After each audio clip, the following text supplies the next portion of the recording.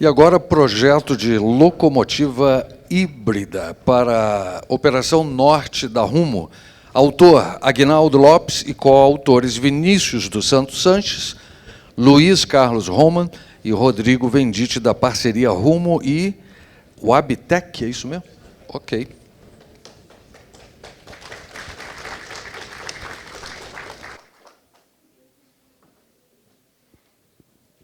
Boa tarde, pessoal. Então, eu me chamo Aguinaldo, eu trabalho na Engenharia de Desenvolvimento de Ativos da Rumo, junto com meu amigo aqui, Vinícius Sanches, da Rumo também, e junto com meu colega aqui, Rodrigo Venditti, da Wabtec, e representando também o Luiz Roma, que não pôde participar com a gente aqui, porque está com a difícil missão de estar de férias. Bom, pessoal, a gente vai falar sobre o projeto de locomotiva híbrida na Operação Norte, uma solução estratégica para a modernização e descarbonização. A gente está passando por um processo de transformação energética. E ferrovia sustentável é falar sobre descarbonização e eficiência energética, economia de combustível.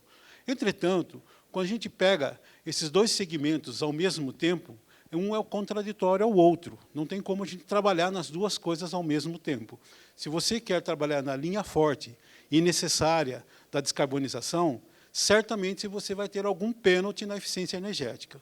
Então, esse trabalho que a gente vem desenvolvendo há 5 anos, e em termos mundiais há muito mais de 10 anos, a gente vem procurando a equacionar ou equalizar essas duas frentes. A gente conseguir trabalhar na descarbonização, que é um desafio muito grande, é um desafio da ferrovia, apesar da gente saber que a ferrovia, frente ao modal ferroviário, ela já tem um ganho eficiente na descarbonização e na eficiência energética, mas a gente procura equalizar essa conta.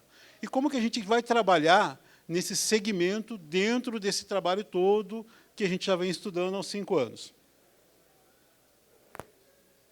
A gente tem algumas soluções que são soluções imediatas, que já podem ser implementadas, observando tanto a eficiência energética quanto a descarbonização, como o item 1, que é a automação operacional. A automação operacional, o que é? É a gente melhorar os nossos desenhos de trem, melhorar a capacidade de operação dos maquinistas, trazer tecnologias novas para o sistema operacional, tal como é o Trip Optimizer, que é o assistente de condução autônomo, trazer novas condições operacionais de gestão dos ativos na circulação, ou seja, conseguir circular mais rapidamente com nossos trens, com mais eficiência, né, fazendo a gestão da circulação de trens. Então, tudo isso é automação, tudo isso está na mão, é na mão do operador ferroviário, com as suas engenharias, trabalhando fortemente para otimizar todos os nossos ativos. Aí, na segunda linha, também é uma solução que é imediata e já está acontecendo, que é a adição do biocombustível ao diesel. Hoje, nós estamos com 15% de biodiesel adicionado ao nosso diesel, e nós temos uma lei de 2024 que determina que nós vamos subir 1% ao ano até 2030, chegando a 20% de biodiesel. Isso é uma grande conquista para a descarbonização. Entretanto, como nós já vemos falando, também há um pênalti para a operação, porque o biodiesel ele tem um fator calorífico um pouco mais baixo, então ele consome um pouco mais de combustível, ele tem um custo operacional um pouco mais alto, então é uma balança que desequilibra no primeiro momento, mas é um golaço sobre o ponto de vista da descarbonização. E como a gente vai trabalhar nisso nos próximos anos? Porque a gente não vai ficar só no biodiesel e só na automação operacional, a gente precisa buscar novas soluções.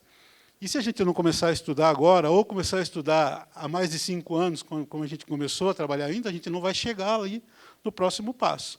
Então, o nosso próximo passo agora são equipamentos híbridos e bateria. Aí são várias frentes que vêm sendo desenvolvidas com os principais fabricantes de locomotiva mundial, né, dependendo daí muito mais do tipo de operação ferroviária.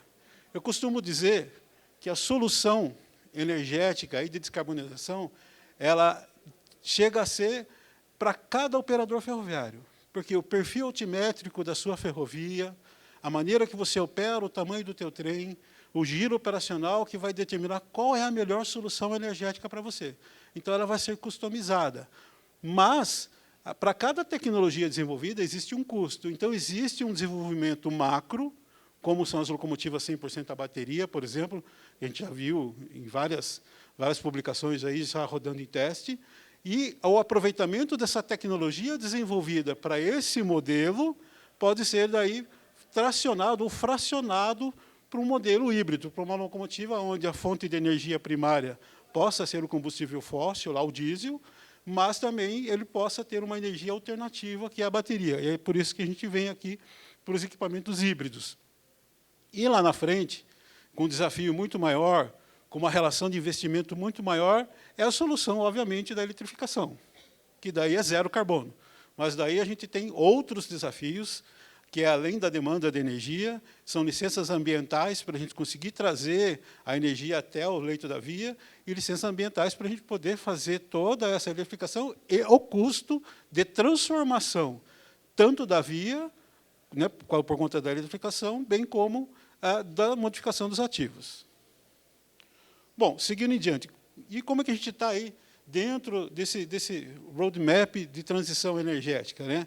De 1 a 3 anos, então, a gente tem aqui o desenvolvimento de uma locomotiva híbrida, a locomotiva a diesel e a bateria. Digitalização de ativos, que é o que a gente já falou, é a coisa que a gente consegue otimizar a nossa operação, e os biocombustíveis, nesse caso, né, a adição de biodiesel aí até 20% em 2030. De 4 a 8 anos, a gente pode falar de eletrificação de trechos, dependendo, novamente, do tipo de operação, dependendo da otimização desse ativo. A expansão dos biocombustíveis, a gente pode expandir o biocombustível e outras alternativas, né, mas a gente sempre vai ter a solução híbrida modular. Outro ponto que é importante de destacar, se a gente tem uma locomotiva híbrida hoje sendo desenvolvida, daqui 4 a 8 anos vai ser uma locomotiva híbrida onde a bateria mais algum combustível alternativo. Ou seja, a bateria ela chega para ser uma fonte de energia permanente na locomotiva e o combustível vai ser o alternativo a ser aplicado. É importante também lembrar que nós estamos em plena operação com a ferrovia. Então, a gente não pode nos dar o luxo de chegar e pegar todos os nossos ativos, desmobilizá-los e investir em ativos novos. Então, esse projeto de uma locomotiva híbrida, ele precisa ser sustentado em 4 pilares, né? O primeiro pilar, ele tem que ser eficiente energeticamente, e ele tem que ter o objetivo da descarbonização. O segundo pilar, é uma locomotiva que ela tem esse pacote híbrido, tem toda essa bateria instalada, entretanto, se esse sistema parar de funcionar, eu não posso parar minha ferrovia. Então, a locomotiva tem que continuar seguindo como uma locomotiva dieselétrica normal, ou seja, uma pane no sistema de bateria mantém a locomotiva, mantém o trem todo operando. Diferente, por exemplo, de uma locomotiva 100% a bateria. O terceiro pilar, eu posso comprar uma locomotiva nova, híbrida, ok, show de bola, o fabricante define, lá a gente compra. Mas e as demais locomotivas da frota? Então, esse kit, esse pacote, ele precisa permitir o retrofit da frota. Então, eu preciso comprar locomotiva nova, de fábrica híbrida, mas eu posso comprar o kit híbrido para que eu possa equipar as locomotivas atuais e convertê-las em locomotiva híbrida. E quarto, e o mais desafiante, e o mais complexo, é a eficiência financeira, né? E a gente tem que conseguir pagar esse investimento. Hoje, dentro desse projeto todo, nós estamos justamente nesse desafio, que é o principal desafio, que é achar o modelo econômico ideal para financiar esse sistema todo híbrido. Ok? Aí eu vou passar a palavra aqui para o Sanches, para ele definir um pouco para a gente as transformações de energia e quais são as químicas de bateria que a gente pretende utilizar. Obrigado, Guina. Bom, boa tarde a todos. Eu sou Vinícius Sanches, da Engenharia de Desenvolvimento da Rumo. Aqui a gente tem um esquema básico do que é uma locomotiva dieselétrica, então nosso modelo híbrido não difere de uma locomotiva padrão S44. Tá? Então, a gente tem tanque de combustível, a parte de geração aqui no motor Givo 12, todos os sistemas auxiliares se mantêm os mesmos, a parte de inversor e controle de aderência também os mesmos. O que a gente vai ter é, basicamente, nesse retângulo aqui azul, a colocação da parte da BT1000, que é o circuito de refrigeração das baterias, e aqui na parte em vermelho, à direita, a parte de colocação das baterias em si, né? São os 6 módulos de baterias de LTO. Tá? Então, e falando aqui da transformação de energia, a gente vê aqui, né, um diagrama simplificado, né, então, do combustível. A gente tem energia química sendo transformada em energia mecânica, depois essa energia mecânica em energia elétrica, através dos alternadores, inversores de frequência, e, finalmente, em energia mecânica novamente, lá no motor de tração, no contato roda-trilho. Tá? Aqui tem um quadro, tabela simplificado, sobre as principais soluções, tá, em descarbonização. Então, como o Aguinaldo comentou anteriormente, a gente tem as locomotivas totalmente eletrificadas, com pantógrafo catenária, muito comuns na Europa, mas raríssimas ou inexistentes aqui no Brasil, pelo menos no setor ferroviário de carga, né? Então, essa é uma solução, digamos, a melhor de todas, porém extremamente cara em CAPEX, então inviabiliza muitos cenários de investimento. A gente tem as locomotivas a bateria, no caso da Flex Drive, da Wabtec, aplicada em testes aí no mercado americano. Também tem algumas aplicações interessantes, né, como no consist híbrido, juntamente com locomotivas a diesel convencionais, e também tem aplicações interessantes no que se refere a manobras e operações de helper, mas dependem, por exemplo, de um carregador, né? Então, também tem algumas limitações em relação a isso. E o que a gente se dispõe a apresentar hoje, que é a locomotiva híbrida, que ela operacionalmente não muda em absolutamente nada. Então, para as ferrovias heavy haul, tanto no Brasil quanto na Austrália, nos Estados Unidos, é um grande atrativo, tá? Porque mudar a operação é sempre algo muito dificultoso. Aqui tem uma foto uma imagem artística, né, da locomotiva híbrida. E como eu falei anteriormente, né, a parte de baterias ficaria aqui na porção superior e seria adicionada a BT-1000 nessa região entre o freio dinâmico ali, um pouco mais abaixo aqui do freio dinâmico, aqui, né, no caso a BT-1000, que seria a unidade de controle térmico ali do banco de baterias. Aqui a gente vê algumas especificações técnicas, tá? Acho que eu apertei demais aqui, peço desculpas.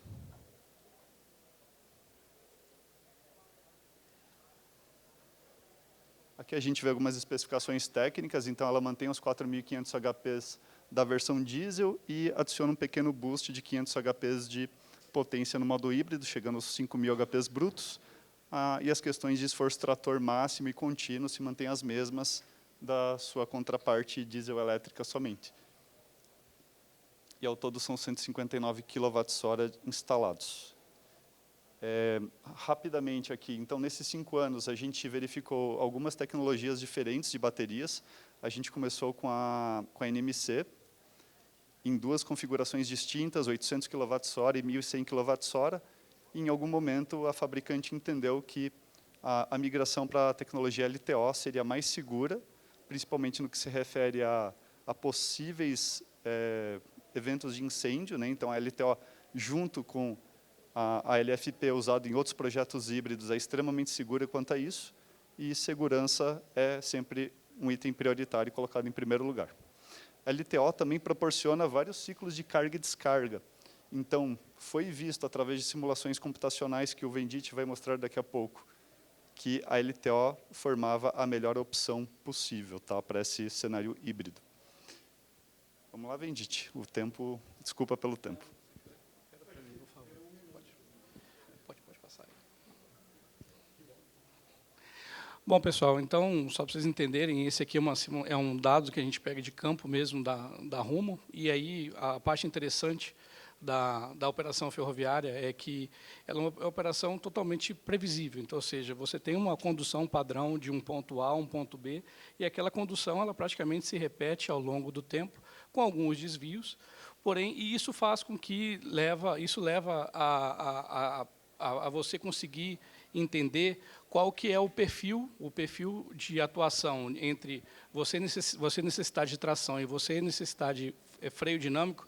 E só para vocês entenderem, freio na locomotiva significa o seguinte: quando você freia uma locomotiva usando o freio dinâmico, você regenera energia a partir do motor de tração e leva para a bateria. É exatamente um paralelo com o carro elétrico. Então, você recupera energia na bateria.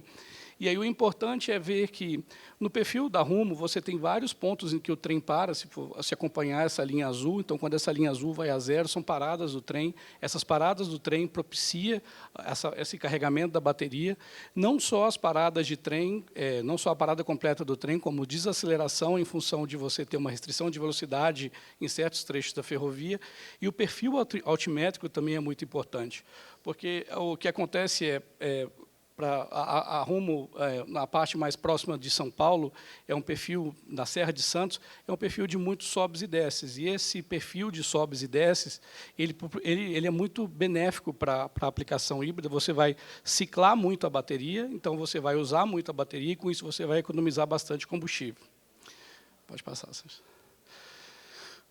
Bom, aqui é uma simulação, de novo, né, do perfil de velocidade da locomotiva com o sistema, como que a bateria está se recarregando.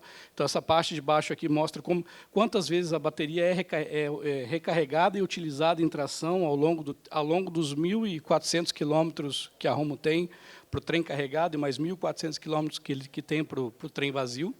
Tá? Então, isso aqui, e aí, no final, a somatória de todas essas cargas e descargas vão levar ao que você conseguiu economizar do seu combustível. Aqui é só um acumulativo, então, basicamente, é aquele gráfico anterior, mas acumulando o quanto que a gente usou para tração e o quanto que você usou para frenagem dinâmica e o quanto que você conseguiu recuperar da bateria. O que é importante de ficar em mente aqui é que, para esse perfil, para esse caso de estudo que a gente fez com a Rumo, a gente consegue chegar até 15% de redução de consumo de energia. No caso aqui foi 14% de redução de consumo de diesel, e isso muito em função da quantidade de vezes que você consegue ciclar a bateria. Então, isso faz com que aí, o item 1 de OPEX da ferrovia, que é o diesel, você teria uma redução significativa e importante de 14%. Ok, e daí, para finalizar o nosso trabalho aqui, a gente tem os desafios que vêm pela frente. Então, diante dos desafios globais de sustentabilidade, as locomotivas híbridas emergem como uma solução estratégica para a descarbonização do transporte ferroviário.